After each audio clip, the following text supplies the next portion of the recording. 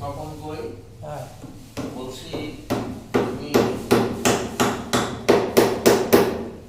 সংকল্প কি নিজে করবা? নিজেও করা যায়, আবার আমি করলেও হয়। আপনি করে দেন। আচ্ছা ঠিক আছে।